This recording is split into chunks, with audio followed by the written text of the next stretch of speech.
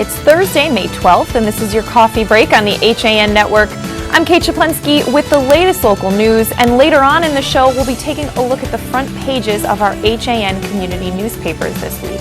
Rob Adams will have a look at the forecast and a Nutmeg Sports update, and Donald Lang will take a look back on this day in history. But first, on to today's news.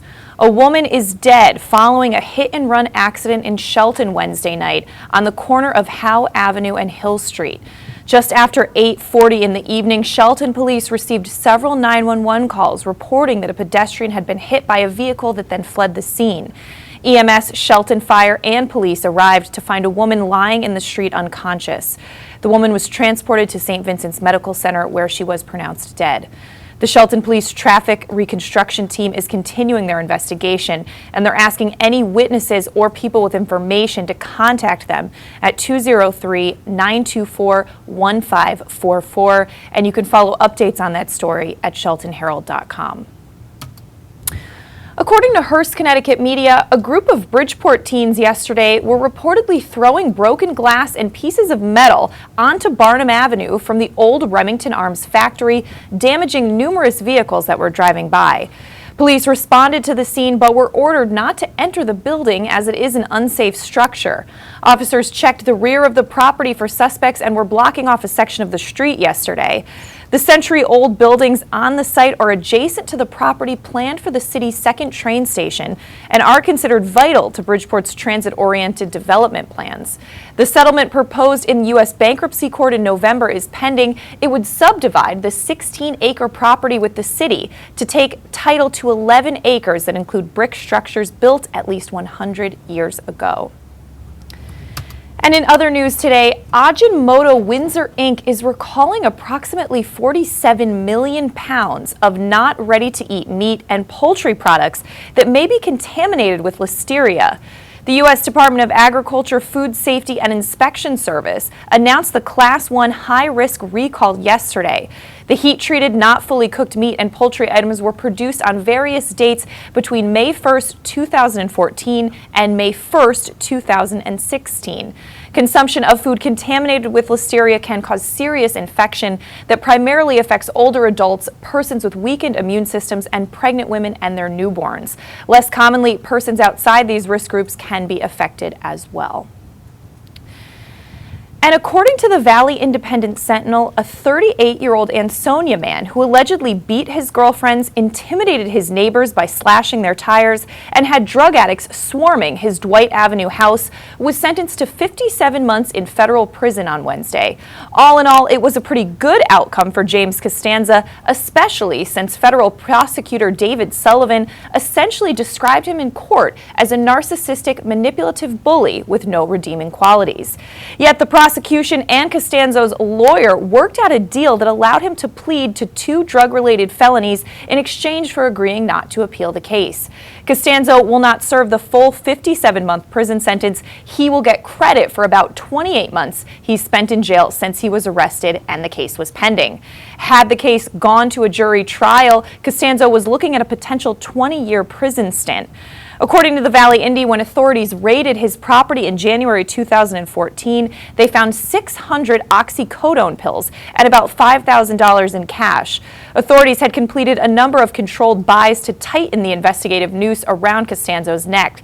Dwight Street is a quiet dead-end road off Wakely Avenue in Ansonia. Neighbors had an idea of what was happening, but Costanzo would allegedly vandalize their property if he thought they were talking to police. There's much more on that story at valleyindy.org. And police in Florida said they're trying to locate a missing 10-year-old girl and her mother who are from Connecticut. Bradenton police said Suzanne Knight left abruptly on Tuesday night and took her young daughter Emma Mashad with her. Knight drove off in her maroon 2016 Toyota RAV4 after arguing with her son and daughter-in-law. Police said that Knight made some comments on the way down about hurting herself and hurting others. The family drove from Connecticut. Police said the mom was there helping her son and his wife move into their Palm Cove apartments in Bradenton. Knight reportedly shut off her phone, so nobody has been able to get in touch with her. Police said they hope the mother and child are fine. Police said Emma was last seen wearing a blue sundress and blue reading glasses, and Suzanne Knight was last seen wearing a blue t-shirt and gray sweatpants. They may be traveling in a Toyota RAV4 with a Connecticut license plate of AD 23238. And Milford police say they have made an arrest in the case of a Dunkin Donuts patron who is accused of exposing himself in front of a female employee back in March. On May 11th, police took custody of 30-year-old Angel Rivera of Milford in regards to an active warrant for his arrest. He is accused of exposing himself and masturbating in front of a female employee at the Dunkin Donuts located on Bridgeport Avenue back on March 20th. In an initial release issued at the time of the incident, police said it happened around 5:20 in the morning. And in other news, a Trumbull man is claiming that his divorce proceedings cost him his business, his physical and mental health, and his faith in the judicial system. Perhaps most important, he said, the legal situation cost Dan Lynch time, almost a decade's worth of it, more than 15 times the average period for such a settlement. Lynch, who has been seeking an opportunity to sue Connecticut's statewide grievance committee and the Judiciary Department over alleged attorney and judicial misconduct for the last 7 years, received some long-awaited good news from the House of Representatives and Connecticut State Senate on Tuesday. In the final hours of this year's legislative session, the Connecticut General Assembly granted a rare reversal for Lynch to recover damages.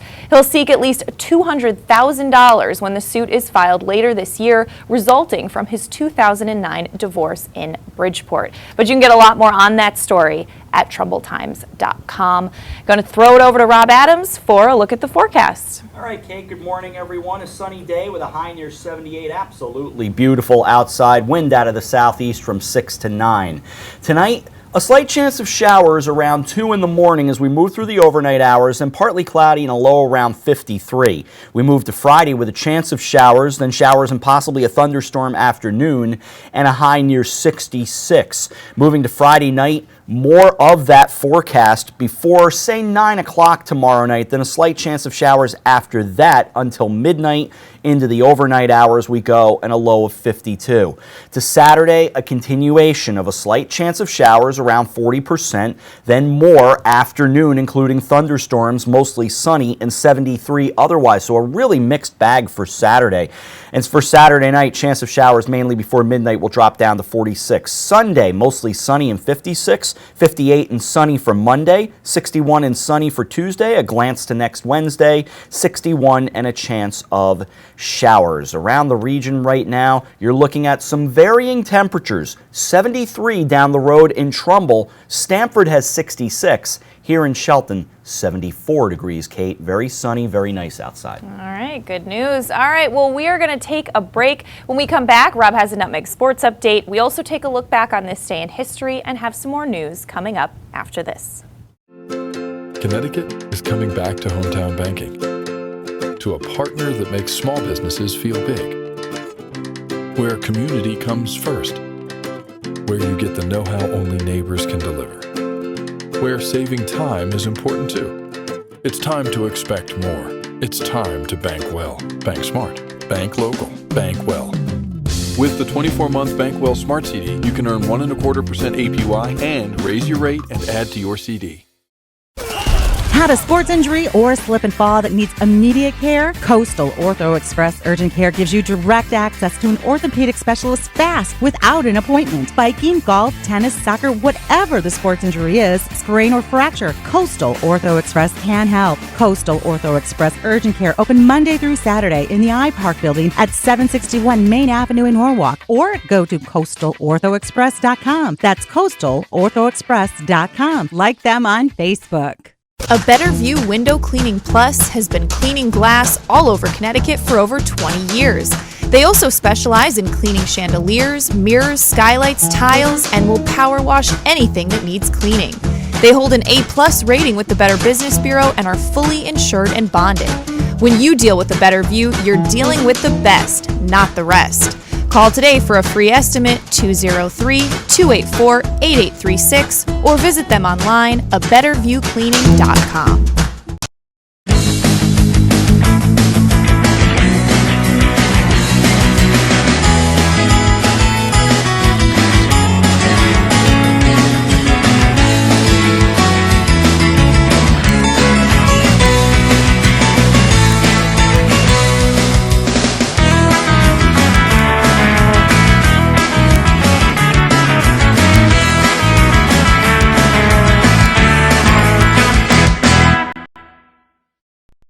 Hi, I'm Rob Adams with my good friend Donald Eng, and we're the home team for Nutmeg Sports Monday through Wednesday at 2 o'clock right here on the HAN Network. We are the place for all things Connecticut sports, so come hang out with us on Nutmeg Sports. Don? They don't call him the best color man in the game for nothing. Nutmeg Sports, 2 o'clock Monday through Wednesday right here on the HAN Network. Back on this Thursday edition of your coffee break on the HAN Network, and it's time to take a look back on this day in history with Donald Eng. Check it out. A new look for one of the big three, but first we go to 1932. 10 weeks after his abduction, the infant son of Charles Lindbergh found dead in Hopewell, New Jersey, just a few miles from the Lindberghs' home. The Lindberghs had received ransom demands after the child's kidnapping, which they had paid, but police eventually determined the child had likely died during the abduction. German carpenter Richard Bruno Hauptmann would eventually be executed for the crime.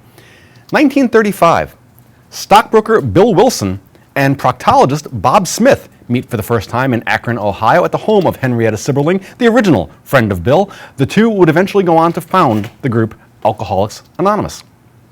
1864, during the American Civil War, at the Battle of Spotsylvania Courthouse, thousands of soldiers die in what is called the Bloody Angle, a hand-to-hand fight that lasted nearly 24 hours. The battle marked a new phase of the war because Robert E. Lee lacked the strength to threaten the North, and Ulysses Grant saw destroying Lee's army as his primary objective. Spotsylvania was inconclusive, and both sides eventually withdrew after more than 30,000 casualties had been suffered during the 12 days of fighting. And finally, now we go to 1986 for this now familiar.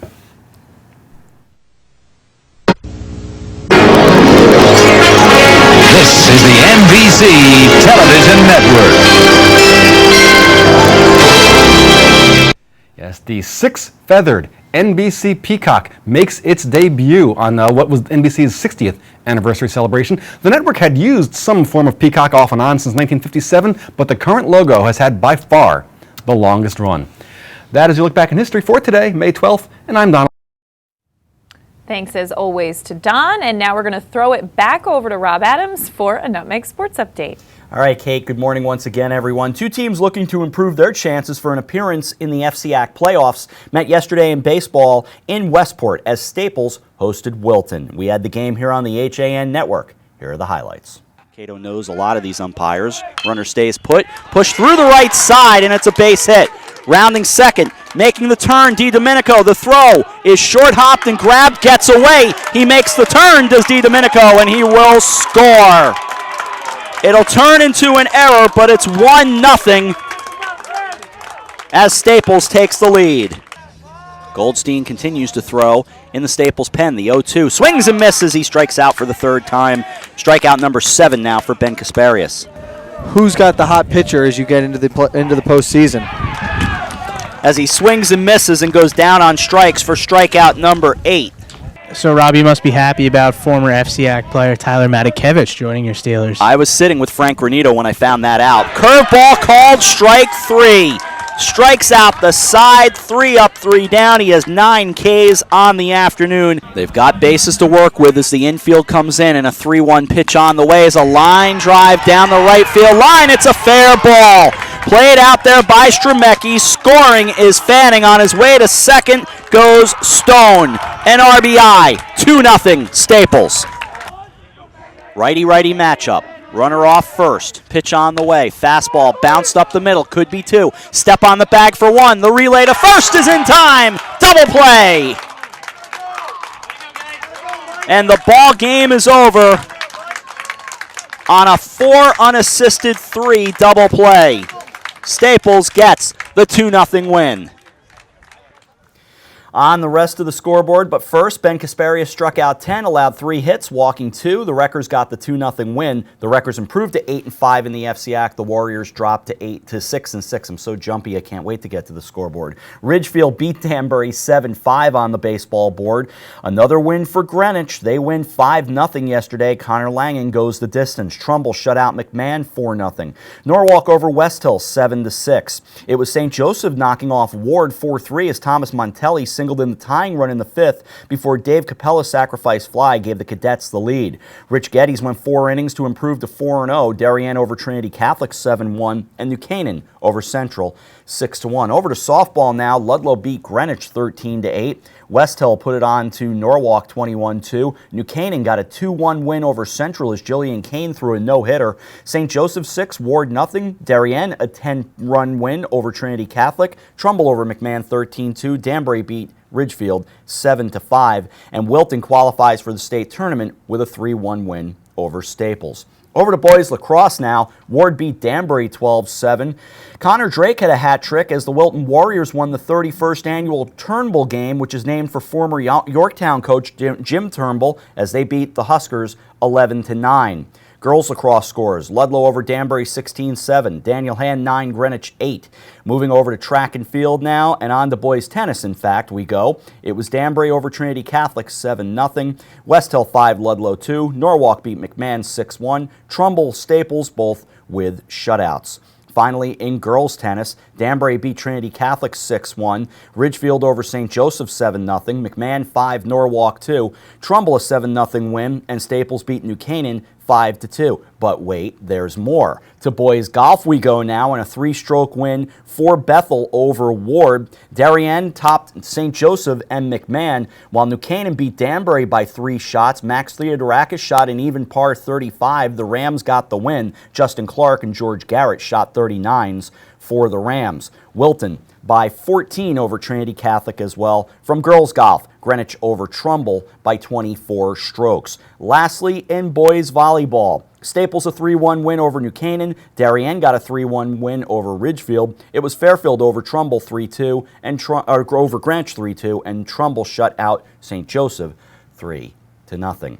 Now, let's talk about the schedule today. We've got Ridgefield and St. Joseph in baseball, Greenwich home for Trinity Catholic, Ludlow is at Danbury, Darien at Central, and Stamford at Trumbull. Last, over to softball, Central is at Darien, Trinity Catholic at Ridgefield, St. Joseph home for Norwalk. You've got Trumbull at Stamford at 4:15. Right here on the HAN network, we'll have the broadcast for you. Kevin Coleman will be alongside of me for the call. Danbury at Ludlow and Wilton at New Canaan. Boys lacrosse is active today as well. Ward at Central, Trinity Catholic at Darien, Greenwich home for Danbury, McMahon at Ridgefield, Stamford at Trumbull. You've got Wilton at Ludlow, Norwalk home for Bethel, and Staples at Newtown. From girls lacrosse, just 3 games. Norwalk at New Canaan, Staples hosting Wilton, and Trumbull is at Joel Barlow. You also have boys tennis, boys and girls golf, and boys volleyball all on the docket. And our playoff schedule is online at HAN.network. All gets underway with baseball a week from Friday. We will have a quarterfinal game for you. Baseball next Friday, boys lacrosse next Saturday, and right on through the baseball and boys and girls lacrosse championships, all right here on the HAN network. But I'll be back with you for softball later today at Stamford High School. Trumbull and Stamford, looking forward to that. Kevin and I on the call at 4:15. I'm Rob Adams. Kate, back to you. All right, thanks so much, Rob. Well, getting back to a little more news today, Connecticut's loss could be a savvy home buyer's gain. First, General Electric announced months ago that it was leaving its Fairfield headquarters for Boston, and now its CEO, Jeffrey Amelt, plans to sell his home in New Canaan and, according to the Boston Business Journal, move into an $8 million triplex condo. The Amelt house, which is located at 705 West Road, which was bought in June 2001 for $5.25 million, is now listed for $5.5 million. The Amelt house has 6 bedrooms and 10 bathrooms and is over 10,000 square feet on a 4-acre parcel. Among other amenities, the listing notes that rooms have perfectly proportioned moldings. Potential owners seeking to defray costs can save on heating, as there are 6 fireplaces, and additionally there is an au-pair in-law suite over the garage that could be rented out to lower the estimated monthly mortgage payment of $25,000. And Shelton's Center Stage Theater founders Gary and Fran Scarpa attributed their organization's success in the Great Give this year to what they believe is community spirit, which goes into all their productions. The official numbers haven't been released yet, but according to Gary Scarpa, Center Stage collected nearly $50,000 just in donations. Scarpa said the organization could earn extra prize money as the fundraising event has a competitive aspect to it. Scarpa said, "Our customers really want us to continue doing what we're doing, and it shows each year when the Great Give comes around." In 2014, Center Stage earned additional prize money for having the second most donors of all the nonprofits, and in 2015, they earned prize money for having the most money raised out of all nonprofits. You can get a lot more on that story at sheltonherald.com. And it was a bit early yet for the Darien police boat to hit Long Island Sound, but the Darien Times was able to take a tour of the open and secluded Darien coastline spots on Monday. Darien police officer Derek Mulcahy, one of 4 officers that rotate the boat crew, said marine duty can be a nice change from being landbound. However, he did point out that 8 hours on the water when the weather is rough can be taxing. This is the last season for the current Darien police boat, which is a 10-year-old Glacier Bay double-hull catamaran-style boat. Mulcahy said the boat was a leisure vessel that was retrofitted to serve as a police and rescue boat. The new boat that he estimated would arrive in October to be put in the water for the summer of 2017 is a safe boat, the same that is used by the Coast Guard.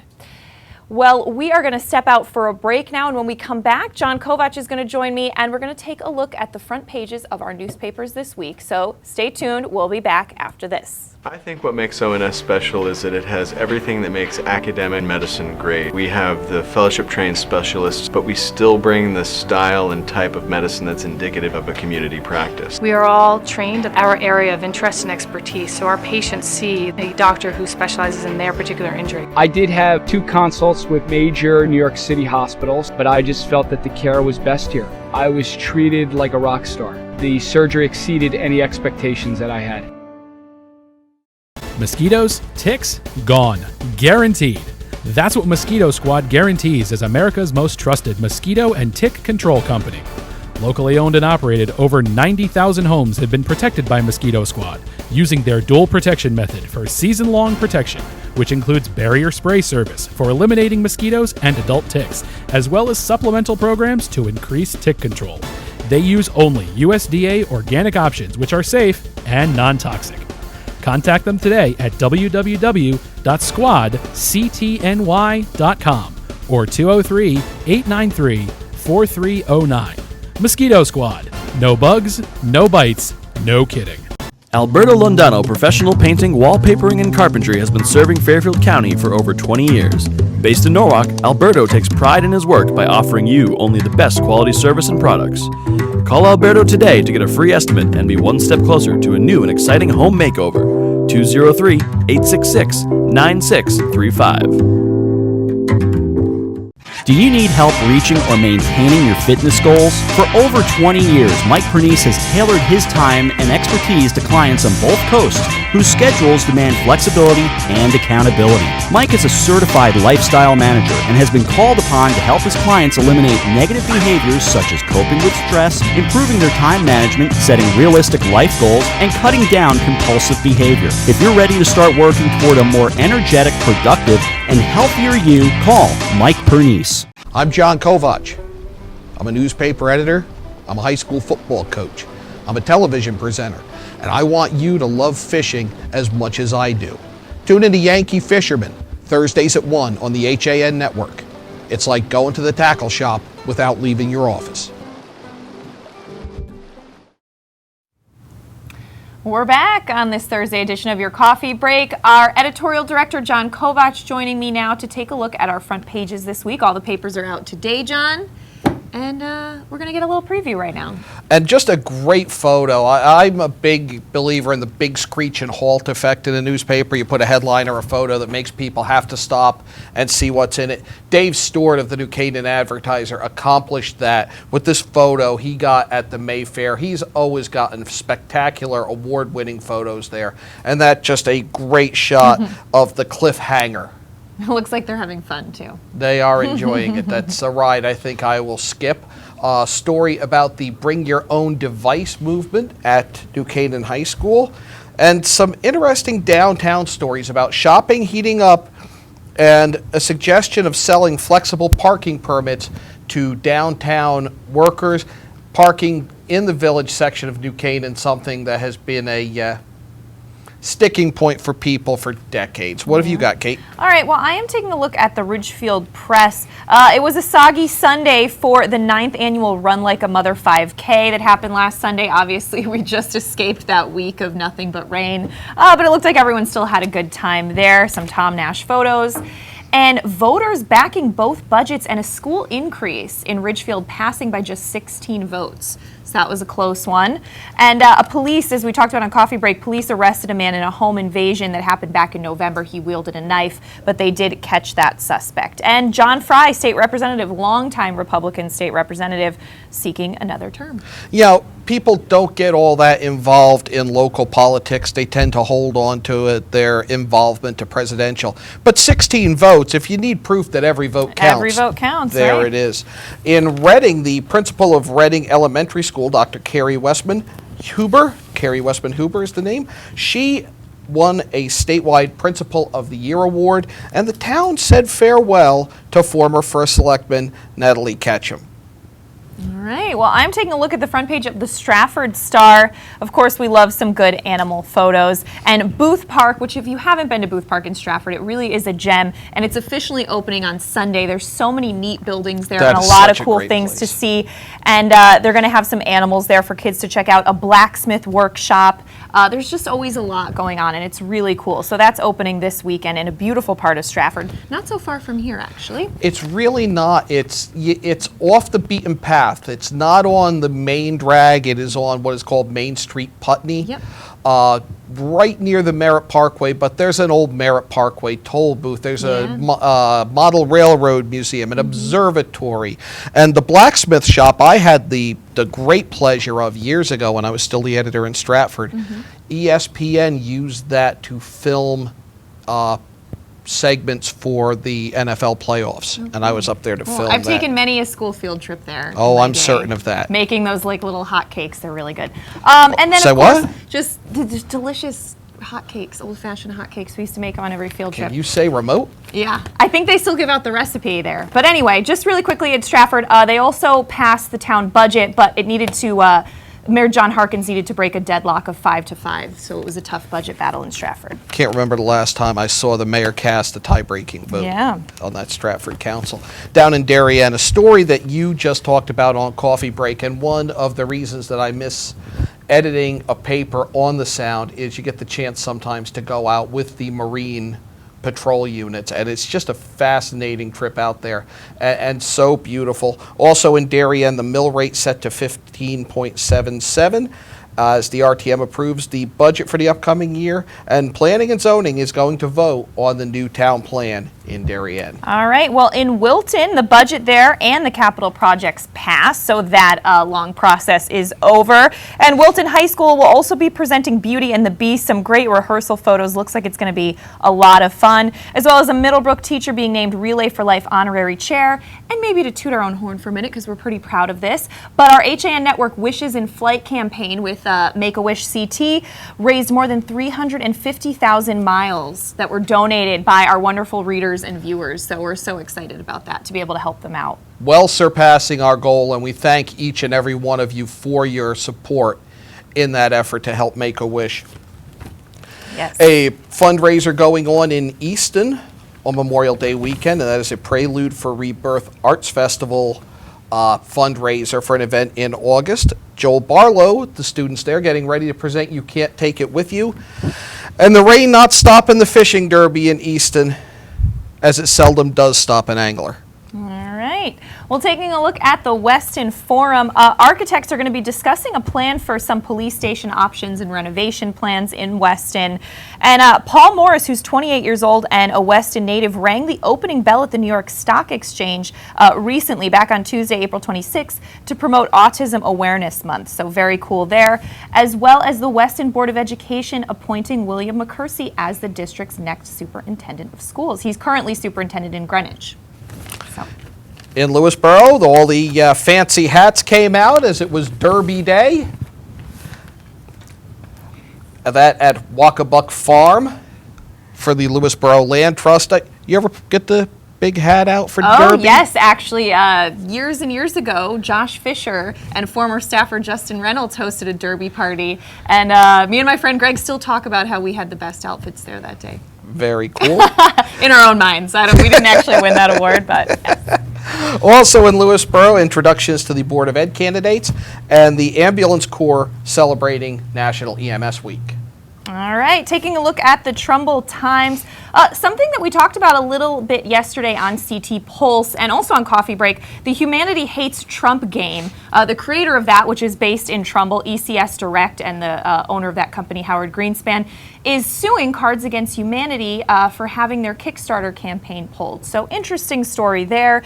As well as a story that got a lot of attention this week was this teen party that was busted on Moose Hill Road. The mother answered the door for police.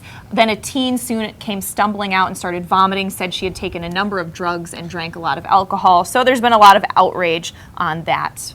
Yeah, I don't think we've heard the last of that story. Great photo atop the Monroe Courier, and that is of Felicia Ortner. She is a Connecticut master wildlife conservationist, and she's holding a bear cub in the photo. She is going to discuss the resurgence of bears in suburban Connecticut. That is going to be at the Edith Wheeler Memorial Library, and there'll be more information at monroecourier.com on that. Very cool. All right, well, taking a look at the front page of the Shelton Herald. Last Friday, there was a fatal crash on River Road. And of course, as we talked about on Coffee Break, there was a fatal hit and run accident last night in Shelton. So terrible week. And another story we talked about, good news, $50,000 donated to Center Stage Theater. They do a great job. And Aaron Berkowitz has an adorable person of the week, Isabella Fontes, a happy 5-year-old who loves playing outside, reading books, and playing with her little sister. That's very cool. So there's a lot more on that in the paper this week. Yeah, he started that person of the week, and it's really helped uncover some interesting people in the Shelton area. We talked a little bit ago about Easton and the rain not hindering the anglers. Same true in Milford, where they had their trout derby. A collage of photos on the front page of the Milford Mirror. Also news that we've previously talked about on Coffee Break, that of the sentencing of a former policeman to 1 year in a fatal crash that killed 2 teens in 2009, and the city continuing to rewrite its marijuana facility regulations. And I found this one interesting. The Milford Library has announced that in addition to books and videos and everything else you can get at the library, you'll now be able to borrow American Girl dolls. Wow. Now those dolls are expensive. I had one as a child, and that's kind of nice that they're going to loan them out. It's kind of a neat idea. Well, you can have the doll when you read the books, and the books are great. You can. There's a couple. What I'm trying to remember. You what know library, a lot about American Not dolls? American, no, but libraries. I do not. Libraries loaning out interesting things. I'm trying to remember. There's one I know of that you can borrow fishing equipment. Oh, cool. Well, speaking of fishing equipment, Yankee Fisherman coming up at 1. We went out this weekend shad fishing. We had a lot of action, and I've got some pretty spectacular footage that we'll share at 1 o'clock. And then what's on Arts and Leisure? 2 o'clock, HAN Arts and Leisure. Special guest talking about an organization called Arrive. They help orphans in Kenya. And I think actually our director, Eric Gendron, is going to be on with Steve to talk about Civil War. Not the Civil War, but you'll figure it out. You have to watch it 2 o'clock. Not the Ken Burns one? That's live at 2. But we're going to wrap things up here on your coffee break. And of course, baseball, right? It's baseball. Softball at 4:15. Sorry about that, in Stamford, so be sure to check that out. And we'll see you tomorrow for your coffee break at 11.